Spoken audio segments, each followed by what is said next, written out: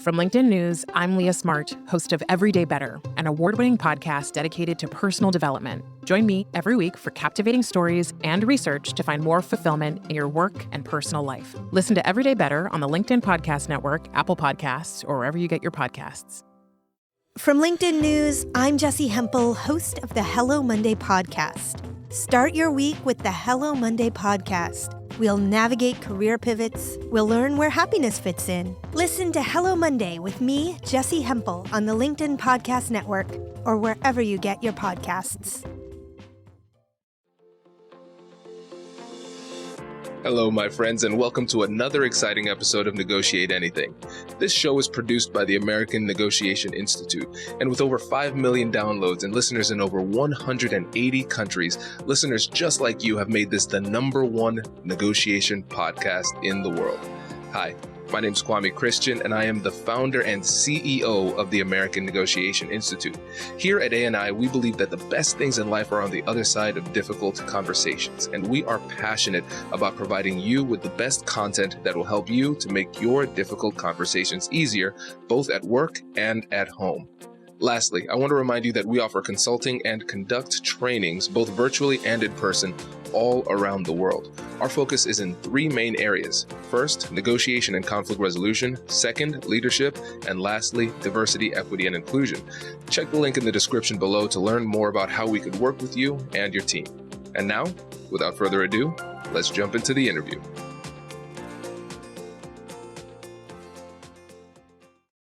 "6 a.m. my time, and what time is it there?" 6 p.m., but suck it up, my friend.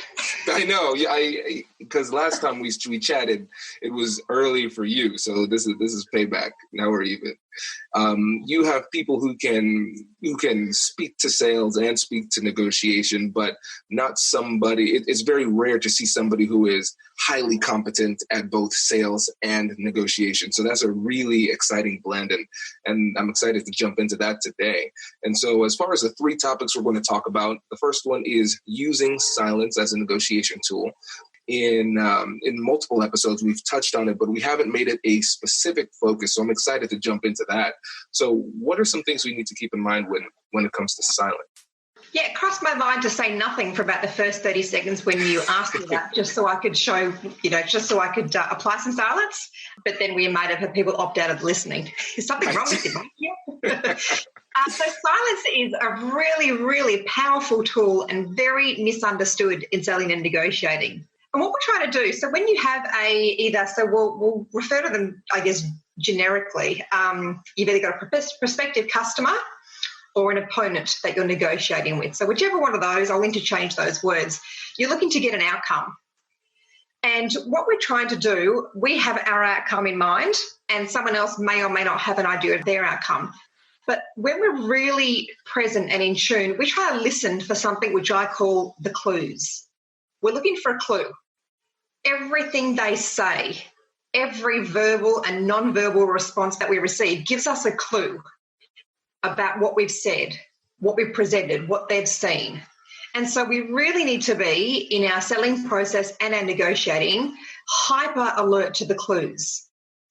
That is really, really difficult to do if you don't take time to slow down the discussion and really listen to what's happening. One of the biggest things that I see go wrong all the time is people talking through and breaking the silence. So they'll ask a question, and then they'll jump in or they'll get nervous. By nature, and you would have seen it yourself, people get quite, when the pressure is high, we tend to behave out of context. So my thing is, when I get really nervous, I tend to talk quickly. So I often say to someone, just tell me to slow down, Julia. Tell me to slow down. So sometimes we do ridiculous things when we're nervous and when the pressure's high. For most people in selling and negotiating, what that is they feel pressure to keep the conversation going. They just don't apply that silence. They just fill in the gaps. Makes sense. And so there's so many avenues to go down for this. So let's go ahead and start off with getting comfortable with silence. Because one of the things that I've recognized we often do as negotiation trainers is we say, hey, this is what you do. But what you've identified there's an anxiety, a feeling of pressure that leads people to do this. It's not that they go into the negotiation and say, hey, you know what, strategically, I'm going to talk through all of my questions. It's a response, a natural psychological response to the pressure that they're feeling. So for the person who acknowledges, yes, I talk too quickly, yes, I feel uncomfortable in silence, how can we get them to adopt a mindset that allows them to be more comfortable and confident in that silence? When someone feels pressure to talk through the silence or they can't apply silence, a couple of things that people can do. And where they normally apply it is when they ask a question. And I'll give an example of this shortly, what that looks like. But when you ask a question, you need to shut up. Essentially, that's what you should be doing. And so when you ask a question, the discipline to put in place is to sit in the silence. Realize and recognize yourself where the question is and then say nothing. Another way people can apply silence or practice being silent is slowing down how you answer a question. So when you're asked a question, because people can feel uneasy when there is a bit of silence and they feel the need to quickly respond, applying some silence will actually slow down the conversation so you can both actually get towards the outcome quicker. I call it the slow down to speed up. We tend to think that we can get to the negotiation quicker by talking lots and filling in the gaps and not having any silence. But what that does, it actually slows everything down, because if we're filling in and we're conscious of just filling in the silence, we are most likely to be bringing in new information, going off on tangents, not listening properly and getting sidetracked. And what we're trying to do in a sale or a negotiation is get to the quickest, find the straightest route to the end. And the way to do that is to slow down the conversation, because I want to be able to do that ideally in the least amount of interactions possible. Ask a question or learn something about you and answer appropriately. Not tell a story here, fill something in here, then we're going sideways, and it takes us a lot longer to get to the end outcome. So really important when you're asking a question, recognize you've asked it and then stay silent. It's the first person who speaks loses. This is great, because I think one of the things that really is helpful about the way that you've approached this is that you've given specific areas where people need to stay silent. You've made it abundantly clear the key areas in the conversation where silence is appropriate. When asking a question, injecting some silence there. And then when responding to a question, injecting some silence there. I think that's really incredibly helpful for the listeners too. And you said you were going to tell a story about the silence? Yeah. So just before I do that though, Kwame, even when another tool or another technique people can use in order to slow down, because the actual goal is to slow down the conversation by using silence. So when someone asks you a question, rather than just jumping in, stop to yourself and say in your brain, 1 elephant, 2 elephants, 3 elephants. Not out loud, that would be weird, but in your brain, in your mind, and then answer the question. Because what you'll do, so either you're counting out loud, and it was probably, if you're not used to doing that, it may seem like you've been silent for a whole minute, but it really is, we're talking 3 or 4 seconds here. And what it does, though, it does 2 things. It shows that you're really listening. It also gives you an opportunity to think up the right answer, not just any answer. And when we don't apply silence... Before we move on, so what is the deeper meaning behind We Have a Voice? We all have unique thoughts, insights, expertise, and perspective, right? Let's just break that down. Based on where you sit, if you are working with a team, let's say they're on the East Coast of the United States, you are on the West Coast, you actually have a different perspective because of where you sit. And because of that, you see things that they don't. And so often I think we're reduced to what's our job title, what's our function. Oh, you're just the lawyer in here. So don't you comment about strategy, right? Or our marketing, go-to-market, abilities. But we as unique human beings have thoughts, insights, perspectives of our own. And that's just our thoughts. I'd take voice further to say voice is how we move through the world. And each of us is unique. Only you can be you, Kwame. Only I can be me. And I don't know about you, but I've spent so much of my time trying to be someone else, trying to be who I thought the world needed me to be, or who the job needed me to be. After all, that's what I was paid to do. Versus I, Elaine Lynn Herring, actually have unique thoughts that could help someone else.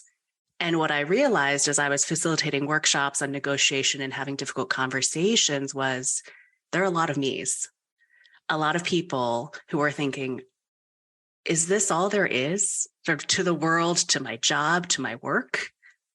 And I'd say no. I think we each have the ability to solve different problems, to show up in the world, to be present for the people we love, that impacts the world and makes the world the one that we want. You're so right. And one of the things that you said when you said we have a voice, but we're trying to be somebody else. And so there are different levels of recognition. So we might just sit there and be completely silent for a little bit. And then we say, you know what? I have a voice. And then when we first share that voice, we're sharing somebody else's voice, not our own voice. And so there are levels to it. First of all, say something if you want to say something. Then the second thing is being able to be comfortable enough in your authenticity to share your voice, not just what you think other people want to hear from you. Absolutely. And the reason I think we all have a voice is so profound is because we all have learned silence.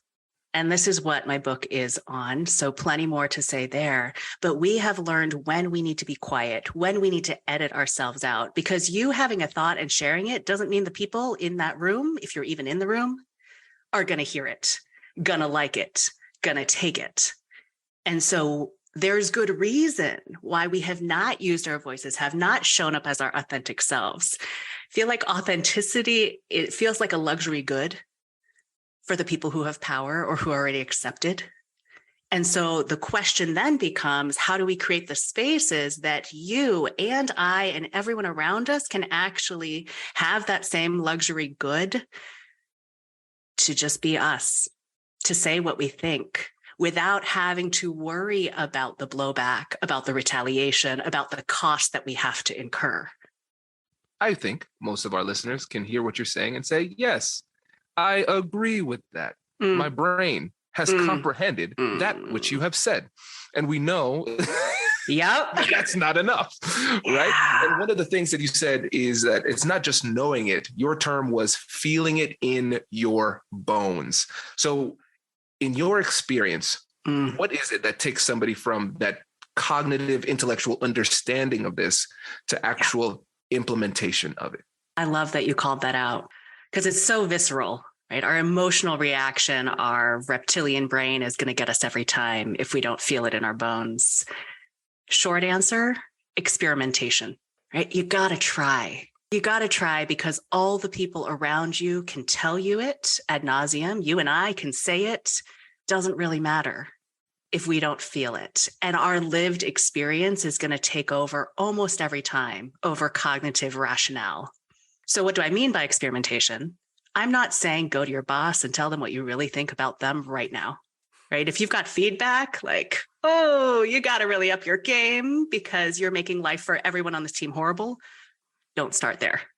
But for me, my experiment was in a cab. I had just landed in Seattle, right? You know, you travel through the airports. It's the Pacific Northwest. I'm like stuck in traffic and I'm in the back of this taxi cab and it's like hot, sweaty, stifling. I try to click the window down to get some fresh air. Doesn't work. And I'm sitting there thinking, do I ask the cab driver whether they can open the window? I mean, this is literally how basic, and maybe some of the listeners are like, you can't even do that? Seriously? But for me, I was taught to not take up space. I didn't think I could ask, right? Like for me, be a good little Asian girl. You're not supposed to ask for what you need. You just take what you can get and be thankful for it. So I'm sitting in the back of the cab. I look at the GPS and it's like, okay, 22 minutes. I can survive that. Like, it's not that big a deal to get fresh air. And then I see the red and there's more traffic and it's 32 minutes. I'm like, maybe I'll ask. And I literally do the calculation in my head of, I'm never going to see this person again. So it doesn't really matter if they're mad at me. the likelihood that they're going to like pull over and throw me in a ditch, that's pretty low. We're in an urban environment on the freeway. I mean, you laugh, but this is literally negotiation with myself. So my calculation from that was, okay, this is a pretty low stakes context in which to experiment. So I'm like, sir, do you mind opening the window? It's a little stuffy in here. And without saying anything, he pressed a button, the window opened. And I think it's that moment that I come back to every time of, wow, I have a voice. Like I can make the window come down when the button is not working, when I try to press it. How did I do that? By actually expressing a need and making a request. And so I've had to unlearn the silence that told me or made me believe that I didn't have a voice in the first place. But it's those small wins under your belt when you're experimenting that make you think. Hey you, I'm Andrew Seaman. Do you want a new job? Or do you want to move forward in your career? Well, you should listen to my weekly show called Get Hired with Andrew Seaman. We talk about it all, and it's waiting for you, yes you, wherever you get your podcasts. Brace the rudders! Raise the sails! Raise the sails! Captain, an unidentified ship is approaching. Over. Roger. Wait, is that an enterprise sales solution? Reach sales professionals, not professional sailors. With LinkedIn ads, you can target the right people by industry, job title, and more. We'll even give you a $100 credit on your next campaign. Get started today at linkedin.com/marketer. Terms and conditions apply. To this. So where should we start when we're talking about silence? Silence. Oh boy, it's a really interesting concept. And it's one that I really first started thinking about when I was sitting across from the car dealer the very first time I went to go buy a car. And I don't know if others have had this experience, but I found myself bargaining against myself because I couldn't keep my mouth shut. Whereas the dealer just sat there calmly and quietly, didn't say anything, and let me talk myself into the price that he had offered to sell me the car for. And that was really my first experience many years ago with the value of silence as a negotiating tool. Since then, I've really noticed that the person who sits back truly listens to what the other person is saying and allows the other person to bring out and bring forth more information is usually in the driver's seat in a negotiation. Yes, and it's so counterintuitive. But the thing that's interesting is that people will toss that around all the time. Oh, silence is an important part of negotiation. Silence, silence, silence. We hear that and we know that, but what makes it so hard for people to actually do it? It's actually psychology, and there are a number of studies out there that show how difficult it is for us to, from a social perspective, a social norms perspective, to stay silent. And we view silence as awkward and uncomfortable, and we move in to fill that airspace because those silences to most of us feel very, very weird and very, very uncomfortable. So if we can learn to be comfortable with that silence and that quiet, we can actually gain a great deal of information. But it comes from very early stages. If you go to almost any societal gathering, any gathering of two or more people, there is an ebb and flow to the conversation in which there are very few pauses. It's interesting. Okay, so it takes practice, and then we recognize that there's that psychological drive to fill that silence with something. And really if you try to utilize silence, what you're going to notice is that there's going to feel almost like anxiety, some pressure building up in that moment when you should be silent, but your body is saying, say something, anything, just anything. And so when we're at that moment where we recognize it's an important part of a negotiation and we should stay silent, but our body and mind are saying, no, say something. What is it that you do that helps you to maintain that discipline? Breathe. That's the easiest and best answer I can give you is just take some time to focus on breathing and being present in the moment. And if I can do those two things, it allows me to get through those pauses without feeling like I'm doing nothing.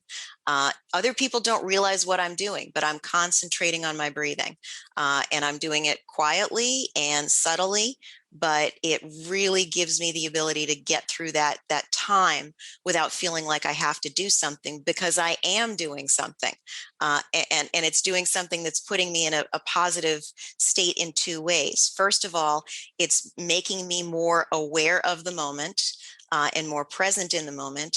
And the other thing it's doing is it's giving me that diversion that my brain needs. That's great. And you sound like somebody who meditates. Congratulations! You've just joined an elite club. By listening to a full episode, you're now officially on the Negotiate Anything team. So welcome aboard. What most team members do is they subscribe to the podcast because that allows them to automatically get the latest episodes of the show. The best things in life lie on the other side of difficult conversations. Keep learning, keep practicing, and keep getting better. Your relationships will improve, your career will soar, and you'll have the confidence you need to get the most out of these crucial conversations. Again, thank you for joining the team. We're excited to have you, and I will see you in the next episode. I'll catch you later.